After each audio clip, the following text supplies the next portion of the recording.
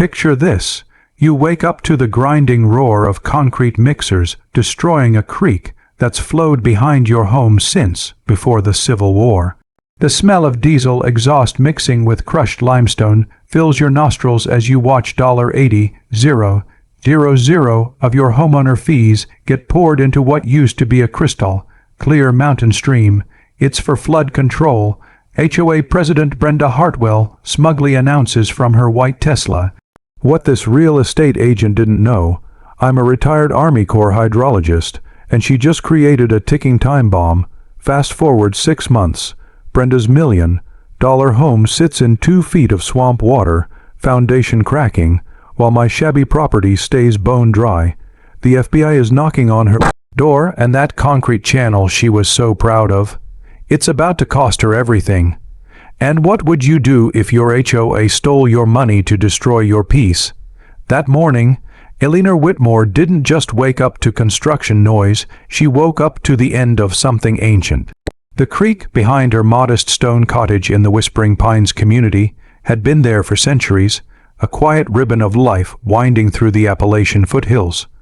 Her great-grandfather had built the house in 1912, drawn to the sound of water over smooth stones. Her mother used to say the creek sang lullabies. Now it was being silenced under 5 inches of wet concrete. Eleanor stood barefoot on her back porch, her robe pulled tight against the early chill. Her hands trembled as she watched the machines move like mechanical beetles, pouring gray sludge into the natural channel. A yellow sign had been posted overnight. Whispering Pines HOA Flood Mitigation Project authorized by Board Vote 2023-07. No notice, no meeting, no vote that Eleanor remembered attending. She wasn't just a homeowner. She was a retired environmental scientist, once part of a team that studied watershed resilience in the Southeast.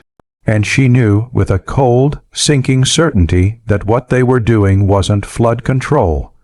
It was a disaster in the making.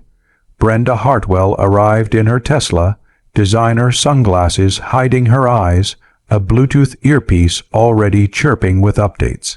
She stepped out in crisp white linen pants and a silk blouse, clipboard in hand, flanked by 2 men in hard hats. "Morning, Eleanor," she said, voice smooth as polished stone. "We're upgrading the community. You should be grateful." "Upgrading?" Eleanor's voice cracked. "You've killed the creek. This isn't mitigation, it's suffocation. That water needs to breathe to meander. You're turning it into a dam waiting to burst." Brenda smiled. "And you're overreacting. We consulted engineers. We followed protocol. This was voted on." "By whom?" Eleanor demanded. "I wasn't notified. Half the community wasn't." "Quorum was met," Brenda said coolly, "and I have final approval on infrastructure projects under Section 8.2 of the bylaws. Don't make a scene, dear. You'll only embarrass yourself." The word dear stung more than the dismissal. It was condescending, dismissive, the kind of tone powerful women used to silence those they see as inconvenient. That afternoon, Eleanor dug into the HOA records. Buried in a PDF titled Q3 Capital Improvements, she found it. $80,000 allocated to creek channel stabilization. No environmental impact study, no mention of the Army Corps of Engineers, despite Brenda's claim of expertise. Just a vague line item and a signature. She posted in the community forum, "Why was the creek concreted without warning?" What about the wildlife, the drainage? Within an hour, her post was deleted. A warning appeared in her inbox. Refrain from spreading misinformation. Neighbors began avoiding her. At the mailbox, Mrs. Langston turned away. At the pool, mothers pulled their kids closer when she walked by. The whispers started. "She's unstable, obsessed with that creek. Probably needs medication." But Eleanor wasn't crazy. She was afraid, and she was right. She started documenting everything.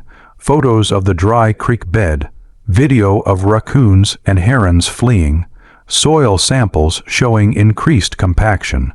She even reached out to a local university hydrology department. A grad student replied, "Concreting a natural stream in a hilly area. That's asking for flash flooding downstream, especially during heavy rains, and rain was coming. The forecast showed a storm system moving in, not a hurricane, but days of steady, soaking rain. The kind that doesn't flood streets overnight, but builds slowly, insidiously, until the ground can't take it anymore. Elinor emailed the board, "Please reconsider. This project will cause flooding. I'm begging you stop the pour."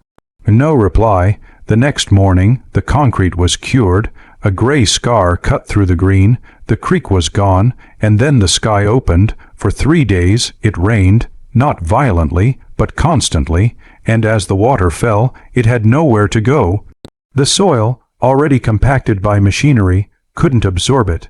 The concrete channel, meant to control the flow, instead acted like a dam, backing up water into the yards of the homes built on lower ground. By day 4, the first basement flooded, but it wasn't Elinor's. It was the new family on Sycamore Lane, the young couple who'd bought the $1, $2 million showpiece at the bottom of the hill. They posted a photo, water swirling around their patio, mud creeping up the sliding glass door. The HOA issued a statement. Isolated incident due to poor yard grading. No action required. Elinor stood at her window that night, watching the water pool in the hollow where the creek used to run. It wasn't flowing. It was collecting. She opened her laptop and began typing to State Environmental Protection Office subject. Unauthorized stream alteration, Whispering Pines HOA attachments, photos, HOA budget, weather data, hydrology notes. She hit send. Then she looked out at the darkened valley, where the first signs of a swamp were beginning to form. And she whispered, "It's only the beginning. If you're shocked by what the HOA did, and how one woman stood up to protect her home, hit that subscribe button and turn on the bell. This story isn't over, and you won't believe what happens when the flood reaches the president's mansion. Stay with us, because justice runs deeper than the creek they buried." Under cover of darkness, the HOA contractors pour concrete into the creek bed, sealing it shut. The homeowner wakes to a barren trench where water once flowed. But the real shock comes days later. Rainfall that should have drained away begins pooling first in yards, then driveways, and the HOA insists everything is under control. It started with the sound. At 2:17 a.m., Elinor Whitmore jolted awake, not from a dream, but from the deep, guttural growl of heavy machinery. She sat up in bed, heart pounding, the cool mountain air slipping through the open window. At first, she thought she was imagining it, a leftover echo from the previous day's construction. But then it came again, the rhythmic clank of a backhoe, the low hum of diesel engines, the distant slosh of wet concrete being poured. She pulled on a sweater and stepped barefoot onto the porch, and there it was. In the pale glow of the moon, lit by portable floodlights on tall poles, a team of workers in reflective vests was moving like shadows across the land. Backhoes clawed at the edges of the creek bed. A concrete pump hissed, spitting gray sludge into the natural channel. The water, the gentle, singing water that had flowed for centuries, was gone, replaced by a widening river of wet cement. They were doing it at night. Elinor's breath caught in her throat. This wasn't just construction. It was an invasion. A silent, deliberate erasure of something sacred done while the community slept, while most residents were unaware, while the one person who had dared to question it was watching in horror from her porch. She grabbed her phone and started recording. The video shook in her hands as she zoomed in on the HOA logo painted on the side of a truck. Whispering Pines Maintenance authorized by Board Decision 2023-07. No permits, no warnings, no public notice, just concrete, spreading like a wound across the land. She called the HOA emergency line. A robotic voice answered. All non-urgent inquiries must be submitted via the portal. She texted Brenda Hartwell directly. What is happening? Why are you pouring concrete at 2 a.m.? 3 dots appeared, then disappeared. No reply. By dawn, the job was done. The creek was buried under 5 inches of reinforced concrete. a straight, unnatural channel cutting through the forest like a scar. The rocks, the moss, the ferns all gone, the herons had vanished. The frogs silent, even the breeze seemed heavier, as if the land itself was mourning. Neighbors began to emerge, rubbing their eyes, confused. "What happened to the creek?" asked Mr. Callahan, the retired teacher who lived 2 doors down. "They filled it," Eleanor said quietly, "last night. Without telling anyone. No one was told," she said, "except the people who approved it." By mid-morning, the HOA sent out a mass email. "Dear residents, the creek stabilization project has been completed ahead of schedule. This upgrade enhances flood safety and property values. Thank you for your patience." No mention of the nighttime operation. No explanation for the lack of notice. Just a sterile corporate statement, as if they'd fixed a pothole, not erased a century-old ecosystem. Eleanor printed the email and pinned it to her bulletin board, right beside the photo of her great-grandfather standing beside the same creek in 1915. She wasn't just angry, she was afraid because she knew what came next, and she was right. 3 days later, the rain began, not a storm, not a deluge, just a steady, persistent drizzle that settled over the mountains like a gray shroud. It wasn't unusual for the season, but what happened beneath it was. The water didn't flow, it pooled. First, it gathered in the low areas near the concreted channel, then it crept into lawns, then driveways. By the 3rd day, the entire bottom third of Whispering Pines, the homes built on the natural slope where the creek once carried water away, were standing in inches of standing water. And the HOA, they called it temporary surface accumulation. At the next board meeting held in the community clubhouse, now with a new no recording policy, Brenda Hartwell stood at the podium, calm and polished. "This is normal," she said, clicking to a slide of a dry suburban street. "After any construction, there can be minor drainage adjustments. The system will settle, the water will recede." A man from Sycamore Lane stood up. "My basement's flooded. My HVAC is underwater. My insurance says this isn't covered because it's preventable damage. What are you going to do?" Brenda didn't flinch. "We followed engineering standards. If your yard has grading issues, that's a personal maintenance responsibility." Murmurs spread through the room. Eleanor raised her hand. "The water isn't draining because you killed the natural flow. You turned a living creek into a dam. This isn't surface accumulation, it's the beginning of a flood." Brenda looked at her like she was a bug on her shoe. "Eleanor, unless you have a licensed engineering degree, I suggest you let the experts handle this." "I am an expert," Eleanor said, voice steady. "I spent 28 years studying watershed systems, and what you've done, it's not just wrong, it's dangerous." The room fell silent. Then Brenda smiled. "Well, that's a strong opinion, but opinions don't change facts. The project is complete. The board stands by it. Next item." And just like that, the conversation moved on as if the rising water outside didn't exist. But it did, and by the end of the week, the first home had to be evacuated. Not Eleanor's, it was the dollar one. $4 million estate at the end of Hemlock Drive, Brenda Hartwell's own mansion. A photo surfaced online, her white Tesla half, sunk in muddy water, the front steps submerged, a canoe tied to the railing. The caption read, "Flood control working as intended." The HOA issued another statement, "Isolated incident due to localized runoff. No connection to creek project." But Eleanor knew better. She stood at her window that night, watching the reflection of the moon in the growing swamp where the creek used to run.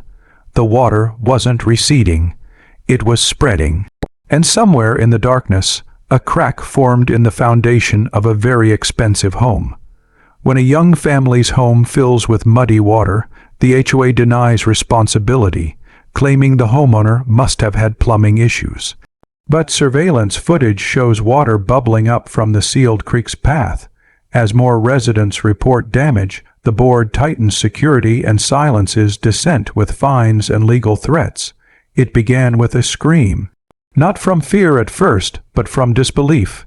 Lena Reyes stood frozen in the doorway of her finished basement, the morning light from the patio door casting long shadows across a room that had once been her pride.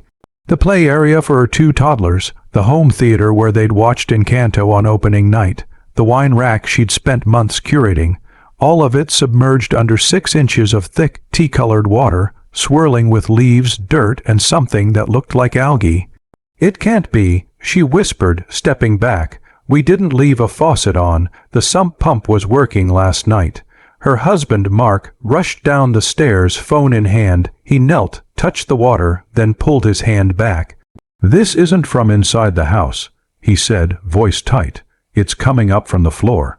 They checked every pipe, every valve. No leaks, no burst lines. The water wasn't clear, it was murky, earthy, carrying the faint scent of wet soil and decay." And when they looked outside, they saw it. A slow, steady seep rising from the ground along the edge of their yard, right where the old creek used to flow. The concreted channel, now a dead-end trench, was overflowing not with rainwater, but with groundwater that had nowhere to go. Mark pulled out his phone and started recording. The camera panned across the ruined room, then outside, where the lawn had turned into a soggy marsh. He zoomed in on the spot where water bubbled up like a spring, breaking through cracks in the soil. "This is day 1, he said, voice shaking. "Our basement is flooded. The HOA filled the creek with concrete, and now our home is underwater." He posted the video to the community group. Within an hour, it had 300 views. Within 2, Brenda Hartwell's assistant was in his inbox. Per HOA Bylaw 12:4, you are prohibited from sharing unverified claims that may damage community morale or property values. Remove the post or face a $250 fine. Mark stared at the message. "Are you kidding me?" Lena called the HOA office. "Our house is ruined. We need help. We need answers." The receptionist replied, "If you're experiencing plumbing issues, we recommend contacting a licensed contractor. The HOA does not cover interior water damage." "This isn't plumbing," Lena shouted. "The water is coming from the ground because of that concrete creek." "I'm sorry," the woman said coolly. "There's no evidence linking your situation to the flood control project." But there was evidence. Mark had installed security cameras after a string of petty thefts the year before. One faced the backyard, aimed at the fence, and when he pulled up the footage from the night before, he saw it. Not a burst pipe, not a clogged drain, but water rising. Frame by frame, the ground darkened. Then, slowly, small pools formed along the base of the retaining wall. By 3:17 a.m., a steady flow was seeping through the soil, inching toward the foundation. The timestamp confirmed it. This wasn't a one-time event. It had been happening for hours. He sent the clip to the board. No response. He sent it to 3 neighbors. One replied, "Mine's doing the same thing, but I'm scared to say anything." They fined Mrs. Callahan $150 for putting up a Save the Creek sign. The silencing had begun. The HOA had always been strict rules about trash cans, paint colors, holiday light curfews, but now it felt like something darker. Surveillance cameras were installed at every entrance. Security guards in Navy uniforms patrolled the streets, checking license plates. And the community forum, moderated in real time, posts about the flooding vanished within minutes. Eleanor Whitmore watched it all unfold from her porch. She had expected denial. She hadn't expected punishment. When she shared Mark's video on her personal Facebook with a simple caption, "This is what happens when you ignore nature," she received a certified letter 2 days later. Violation notice. Dissemination of false information $300 fine. Immediate removal required. She didn't remove it. Instead, she printed the letter and taped it to her front gate, right beside a photo of the dry creek bed. By the end of the week, 4 more homes reported flooding. One had water seeping through the garage floor. Another found mold blooming on basement walls within 48 hours. A third, a retiree on a fixed income, had to move into a motel after the air became unbreathable. Still, the HOA held firm. At the next board meeting, Brenda Hartwell stood at the podium, calm as ever. "We've received several reports of water intrusion," she said, "and while we sympathize with affected homeowners, investigations confirm these are isolated cases related to poor drainage design, aging sump pumps, or inadequate yard grading." A woman in the third row stood up, Mrs. Delaney, 78, who'd lived in Whispering Pines since it was built. "My house has never flooded in 32 years. The only thing that's changed is your concrete creek. How can you sit there and say this isn't your fault?" Brenda didn't blink. "The board has consulted with independent engineers. The project meets all regulatory standards. If you have a personal issue, file a claim with your insurer. And if they deny it," someone shouted. "Then that's between you and your provider," Brenda said. "The HOA will not be held liable for private maintenance failures." The room erupted, voices rose, chairs scraped, someone yelled, "You're killing our homes." Security stepped in. The meeting was adjourned, but the real story wasn't in the clubhouse. It was in the mud. Because while the board denied everything, the land was telling the truth, and Elinor knew it. She had spent the last week mapping the water's path using old topographic surveys, drone footage, and rainfall data. She overlaid it with the new concrete channel. The pattern was undeniable. Water flowed toward the lower homes, trapped by the impermeable barrier, pooling where it had never pooled before. She called a local environmental reporter. One sentence in her email would change everything. They didn't stop flooding, they created it. The reporter replied within an hour. But before the story could go live, Elinor's internet was cut off. The HOA claimed network maintenance. And that night, a notice was slipped under her door. Notice of special assessment, $1,200 for Community Resilience Initiative, due in 14 days. They weren't just denying the problem, they were charging people to pay for it. Elinor stood at her window, looking out at the growing swamp, the water now creeping toward the road, and she whispered, "They think they've silenced us." But the water, it doesn't lie. Digging through public records, the homeowner uncovers an environmental study. The HOA had hidden one that warned concrete would disrupt natural drainage and cause widespread flooding. With proof in hand, she confronts the president, only to be labeled a liar and banned from the next meeting. Elinor Whitmore didn't sleep the night after her internet was cut off.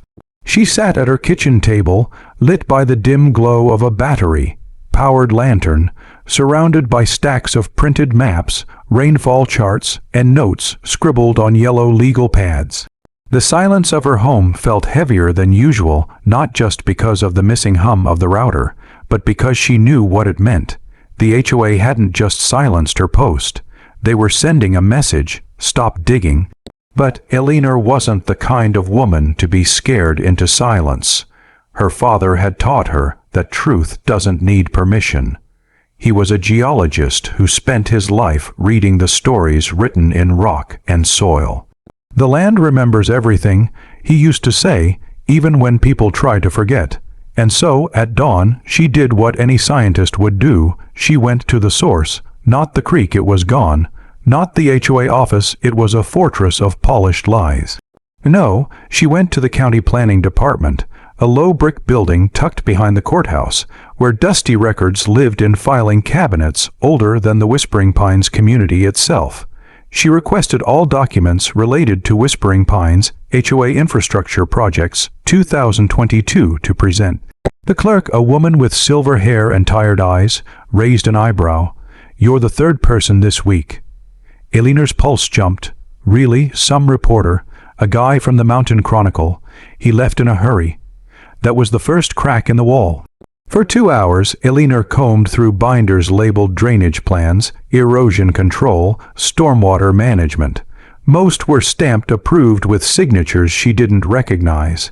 Then, in a folder marked Consultant Submissions Not Adopted, she found it.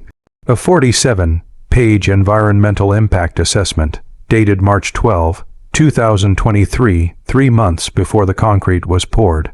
The title read, hydrological consequences of channelizing natural streamflow in Whispering Pines, risks of accelerated runoff and downstream flooding. Her hands trembled as she turned the pages. It was signed by Dr. Alan Prescott, Senior Hydrologist, Appalachian Environmental Group. And it was devastating. Page 12. Sealing the natural creek bed with impermeable material will eliminate groundwater infiltration and disrupt the watershed's equilibrium. Page 18. During moderate to heavy rainfall, water will pool in low-lying areas, particularly along Hemlock Drive and Sycamore Lane, where homes are built on natural drainage paths. Page 23. The proposed concrete channel acts as a dam, not a conduit. It will increase flood risk, not reduce it. And then, the final recommendation, project strongly discouraged. Alternative, restore natural vegetation and install permeable drainage swales. It was all there, the warnings, the science, the proof. And yet the HOA had gone forward anyway. Elinor flipped to the last page. There, in the submission log, was a note, received by HOA Board Brenda Hartwell, President 03/15/2023. Response under review. But in the official minutes, no mention of it, no discussion, no vote. The report had been buried. She requested a copy. The clerk hesitated. This wasn't officially adopted. It's technically not public record. Elinor leaned in. It was submitted to a public-facing HOA that uses taxpayer-adjacent funds, and people's homes are flooding. I think the public has a right to know. The woman stared at her. Then, quietly, she made a copy. That evening, Elinor sat at her dining table, the report spread out like a battlefield map. She highlighted every damning sentence. She took photos. She uploaded everything to a private cloud just in case. And then she did something she'd never done before. She called a press conference. Not a real one, just a live stream from her porch, filmed on her old tablet. She held up the cover page. She read the warnings aloud. She showed the satellite images, the flooding patterns, the ignored science. This, she said, voice steady, is not an accident. This is negligence and maybe worse, deception. They knew, and they did it anyway. She posted it to every neighborhood group, every local news tip line, every environmental forum she could find.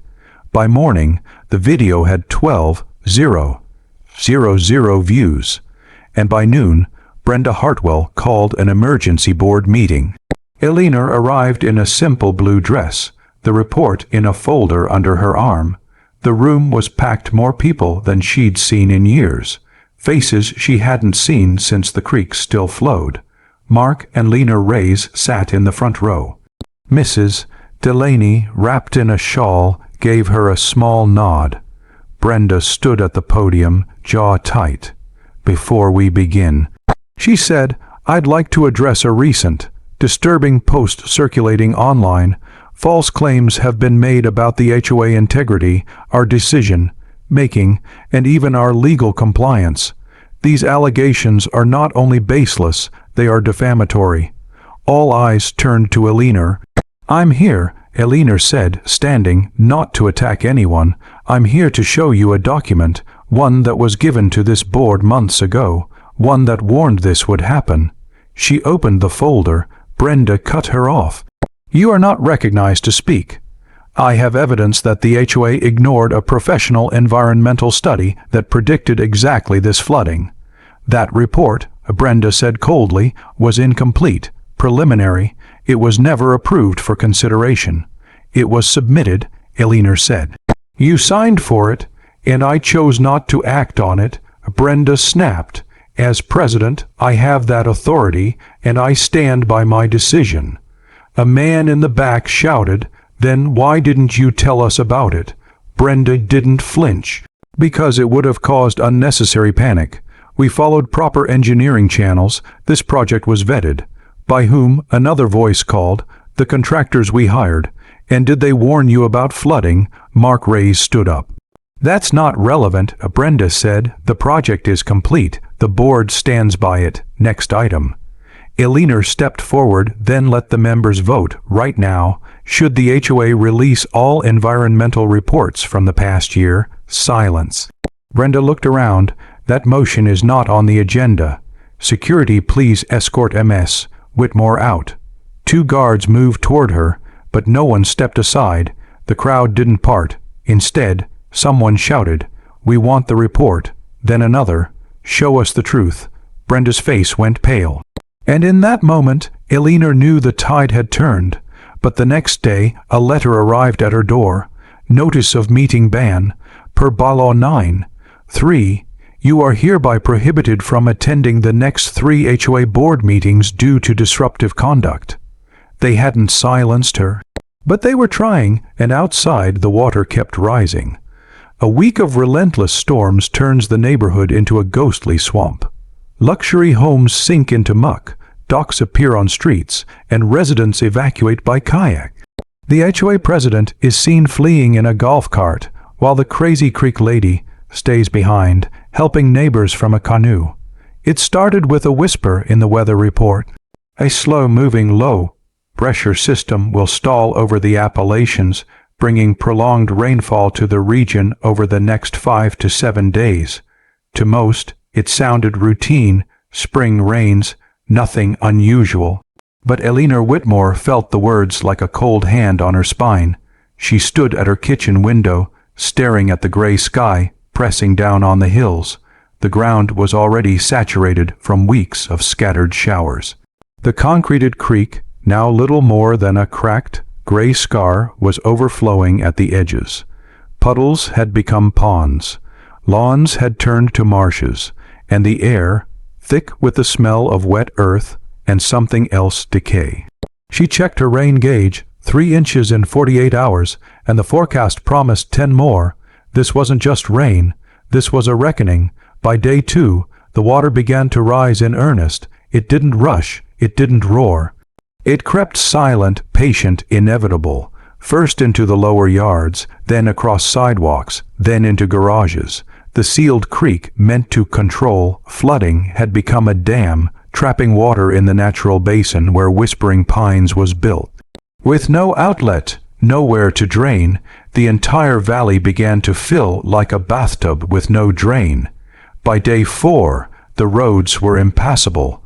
Mark and Lena Reyes evacuated their home in an inflatable raft, their 2 toddlers wrapped in dry blankets, their dog whining in the bow. Neighbors helped carry boxes of photos, medicine, laptops, anything they couldn't afford to lose. The street signs were half-submerged. Mailboxes floated like buoys. A man on Cedar Lane tied a canoe to his front porch railing. Another tried to drive his SUV through the water and watched it stall, then sink. And at the center of it all, perched on the highest hill, was Brenda Hartwell's mansion, a dollar one.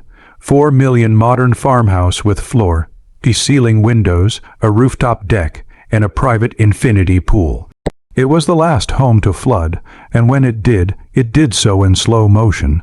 Security camera footage later showed the moment. Day 6, 3:18 a.m., a crack spider-webbed across the pool deck.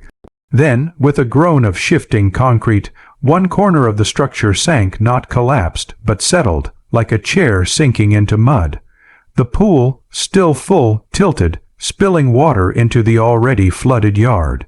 By sunrise, the water had reached the first floor windows, and Brenda, she was seen at 7:42 a.m., scrambling into her white Tesla only to find it wouldn't start.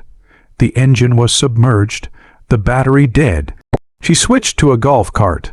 Neighbors watched from their porches as she sped down Hemlock Drive, the cart splashing through knee-deep water, her designer handbag clutched to her chest.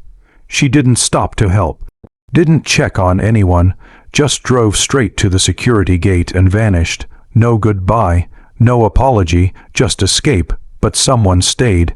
Elinor Whitmore didn't evacuate. Her home, built on higher ground and nestled against a natural ridge, remained dry. The creek had once flowed around her property, not through it. Nature had protected her, not money, not power, not concrete. So she did what no HOA president ever did. She helped. She pulled her old fishing canoe from the shed, dusty but sound, and launched it from her backyard. She tied a rope to the bow and began rowing through the flooded streets, checking on neighbors, delivering bottled water, flashlights, dry socks. She found Mrs. Delaney trapped in her kitchen, water up to her ankles, too afraid to step into the murky flood. "I didn't think anyone would come," the elderly woman whispered, tears in her eyes. "I'm here," Eleanor said, helping her into the canoe. She rescued Mark and Lena's dog, left behind when the raft couldn't carry him. She brought medicine to a diabetic man whose insulin was running low. She used her phone, one bar of signal, to call emergency services for a woman having a panic attack in her attic. And all the while, the neighborhood transformed. What was once a prestigious mountain community now looked like a scene from a post-apocalyptic film. Homes stood like islands in a silent, tea-colored sea. Porch swings dangled over water. A child's tricycle floated in a driveway. The community clubhouse, once the site of wine tastings and holiday parties, was half submerged, its doors hanging open, papers swirling inside like ghosts. The only sounds were the drip of water, the creak of floating debris, and the distant hum of news helicopters circling overhead. Reporters from 3 major networks arrived by boat, wading through the muck with cameras and microphones. One interviewed a man standing on his roof. "We paid $15,000 a year in fees. We trusted them, and they turned our homes into a swamp." Another found the security footage of the concrete pour the night the creek was buried. And then someone found the report, the buried environmental study. A local journalist, tipped off by Eleanor's live stream, obtained a copy and published it online with the headline, "HOA ignored warnings before flooding disaster, President knew risk, records show." Within hours, it went viral. State environmental inspectors arrived, then county officials, then a representative from the Attorney General's office. And as the cameras rolled, one question echoed across every interview, every post, every conversation. How did this happen? But Eleanor already knew the answer.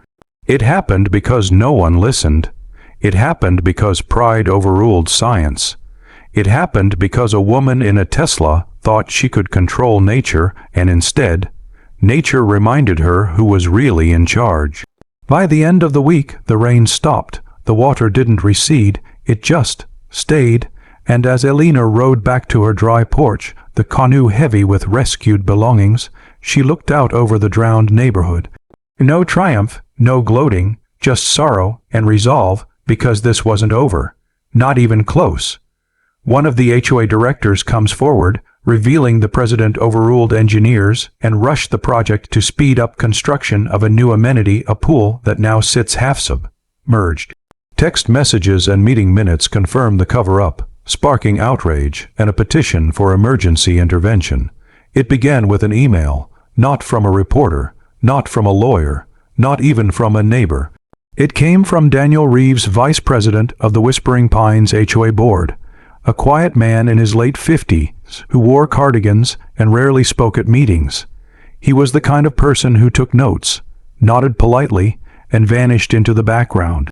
For years, he had been Brenda Hartwell's loyal second-in command, or so everyone thought. The subject line read, "I can't stay silent anymore." Eleanor Whitmore opened it late at night, her laptop glowing in the dim light of her kitchen. She had just returned from another round of checking on stranded neighbors, her boots still damp, her coat hanging by the door. She expected another plea for help. Instead, she found a confession. Daniel wrote in clear, measured sentences, the kind of writing that carried the weight of someone who had wrestled with guilt for months. "I was there when the environmental report came in. I read it. I understood it. And I watched Brenda Hartwell push it aside like it was junk mail. She said it was alarmist and not aligned with our vision for the community. I should have spoken up. I didn't. And now, because of my silence. Good people have lost their homes." Eleanor's breath caught. He went on. "The real reason the creek was filled wasn't flood control. It was to fast track the construction of the new community pool and wellness center. The engineers wanted to wait to study drainage to reroute the creek safely, but Brenda insisted the project start immediately. She said the developer had a deadline that we'd lose our deposit if we delayed, so she approved the concrete pour without a full board vote. She told us it was procedural, but it wasn't. It was a bypass, a power play. Elinor scrolled down, heart pounding. Then came the evidence. Attached were 3 text message threads, all between Brenda and a man identified as Trent Summit Builders. One, sent on March 20, 2023, read, "We need the creek gone by April 10. Can't start pool excavation with water flowing through the site." Brenda replied, "Consider it buried, I'll handle the board." Another message 2 weeks later, any pushback, "Brenda, one lady, the creek lady, she'll shut up when the fines start piling." Elinor felt a chill. She wasn't just ignored, she was targeted. But the most damning document was a transcript of a closed-door HOA meeting from February 14, labeled Executive Session Development Timeline. In it, Daniel had raised concerns. If we channelize the creek without proper mitigation, we risk hydrostatic pressure buildup during heavy rain. It could flood the lower lots. Brenda's response was cold, clipped. "We're not building a swamp. We're building a legacy. The pool opens in 6 months. The creek comes out. That's final." And then, in a move that violated the HOA-owned bylaws, she called for a voice vote, not a roll call, not a written ballot, ensuring no official record of who supported or opposed the decision. Daniel had voted no. But no one knew until now. Elinor didn't sleep. She copied the files. She backed them up to 3 different drives. She sent encrypted versions to the State Environmental Agency, the county auditor, and 2 investigative journalists who had been covering the flooding. By morning, the story exploded. A local news outlet published the headline, "HOA President Pushed Creek Destruction to Speed Up Luxury Pool, Emails Reveal." A photo accompanied the article. The new pool site, half dug, now flooded, its rebar skeleton rising from murky water like the ribs of a drowned beast. Social media erupted. Residents who had once ignored Elinor now flooded her inbox. "I'm so sorry we didn't listen. They lied to us. We want her gone." A petition circulated online, "Remove Brenda Hartwell and dissolve the current HOA board." It gained 800 signatures in 12 hours, more than half the community. At a hastily called town hall held in the only dry building left, the elementary school gym, Daniel Reeves stood at the microphone, his hands trembling. "I was wrong," he said, voice breaking. "I stayed quiet because I didn't want conflict, because I thought, maybe she knows better, but I was the engineer on this board. I had the training, and I failed you." He looked out at the crowd-soaked boots, tired eyes, families packed into folding chairs. "I failed all of you." A woman in the front row stood up. "So what happens now? Do we just live in a swamp?" Daniel took a deep breath. "The state has opened an investigation. The Attorney General's office is involved, and I've submitted a formal motion to suspend the board, appoint an independent receiver, and begin restoring the creek to its natural state." Gasps filled the room. "But, he added, "it won't be fast, it won't be easy, and it won't be cheap, but it's the only way to save what's left." Elinor sat in the back, silent. She wasn't celebrating, because while the truth was finally out, the damage was already done. Homes were condemned, families displaced, lives upended, and then, as the meeting ended, a deputy sheriff approached her. "Ms. Whitmore, there's someone here to see you." Standing at the edge of the parking lot, under a flickering streetlight, was Brenda Hartwell. She wasn't in her Tesla. She wasn't in her golf cart. She stood in muddy flats, a rain-streaked trench coat, her hair tangled, her face pale, and in her hand, a single sheet of paper. Elinor stepped forward. Brenda didn't speak. She just handed it over. It was a subpoena from the U.S. Environmental Protection Agency, and beneath it, a second document, a notice of civil penalties for violating the Clean Water Act. Elinor looked up. Brenda's eyes were hollow. "They're coming for me," she whispered, and then she turned and walked into the dark. State regulators step in, dissolving the HOA board and launching an investigation. The creek is ordered to be restored, and a new resident-led council forms to rebuild not just the land, but trust. The woman once called crazy stands at the ribbon, cutting of a revived wetland, where children now spot frogs and dragonflies where million-dollar homes once drowned. The morning the state troopers arrived, the rain had finally stopped. A soft, golden light filtered through the trees, casting long shadows across the waterlogged remains of whispering pines. Ducks glided over what used to be Hemlock Drive. A great blue heron stood motionless near the submerged mailbox of a home that had once cost $1.3 million. Nature, indifferent to human pride, was already reclaiming the land. And then came the sirens. Not fire trucks, not ambulances. Black SUV with state environmental enforcement emblazoned on the doors rolled through the security gate, now hanging crookedly from rusted hinges. Agents in dark jackets stepped out, clipboards in hand, accompanied by engineers from the U.S. Army Corps of Engineers and a representative from the Attorney General's office. They weren't there to help. They were there to investigate. By noon, the old HOA board was officially dissolved under emergency authority. Brenda Hartwell, served with federal and state violations for unlawful alteration of a natural waterway, was placed on administrative leave, though leave was a generous term. With multiple civil penalties, a pending class action lawsuit from 62 homeowners, and an EPA investigation into environmental damage, her future wasn't just uncertain. It was over. The community clubhouse, still half flooded, became the temporary headquarters for recovery efforts. Tarps covered broken windows, pumps hummed in the hallways, but inside, something new was taking shape. A resident restoration council not appointed, not elected by a broken system, but volunteered by those who had lost the most and still chose to stay. Mark and Lena Reyes chaired the housing recovery team. Mrs. Delaney, at 78, led the historical preservation group determined to save what remained of the original homes. Daniel Reeves, the former VP, offered his engineering expertise not as a leader, but as a servant to the community he'd failed.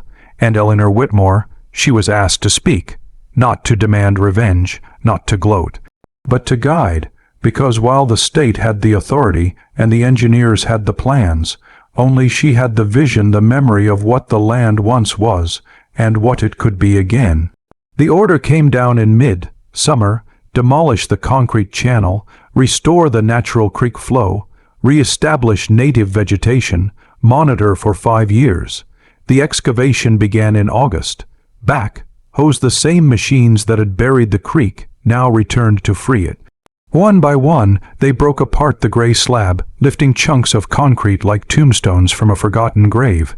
Residents gathered at the edges, silent, watching as real, living water began to trickle back into the earth. It wasn't instant, it wasn't dramatic, but it was right. Over the next 9 months, the transformation unfolded like a slow miracle.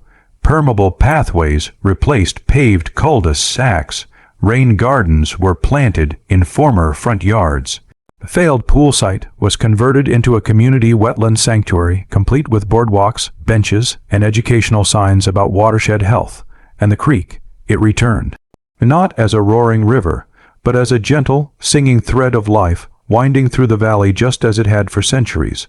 Frogs returned. Dragonflies hovered. Children knelt at the banks, nets in hand, catching tadpoles and releasing them with laughter. On a crisp spring morning, nearly a year after the flood, the community gathered again, this time not in a gym, not in crisis, but on a wooden dock built over the restored wetland. A banner hung between 2 posts, whispering pines reborn in harmony. Eleanor stood at the center, dressed in a simple green jacket, her hair silver in the sunlight, no microphone, no script, just a pair of scissors and a ribbon stretched across the boardwalk.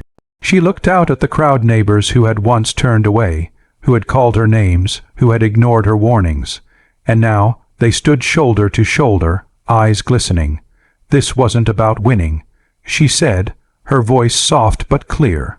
It was about listening to each other, to the land, to the quiet truth that sometimes the loudest voice isn't the wisest, and the person called crazy might just be the one who cares enough to remember. A child ran forward, handing her a jar filled with water and a tiny frog. "For the creek," the boy said. Elinor smiled. She cut the ribbon, and as it fell, a kingfisher darted overhead, its call echoing through the trees, a sound not heard in whispering pines for over a decade. The homes that had drowned were not rebuilt. Some were too damaged. Some owners had walked away. The $1 million mansions on the lower lots remained empty, not as symbols of loss, but as reminders. Mockers of what happens when power ignores nature. But from the mud, something stronger grew. Trust, community, and a quiet kind of justice, not loud, not vengeful, but deep and lasting. As the sun rose higher, Elinor walked the boardwalk alone, her hand brushing the reeds along the water's edge. She didn't look back. She didn't need to, because behind her, children laughed, and ahead the creek flowed. Just as it always had, just as it always would.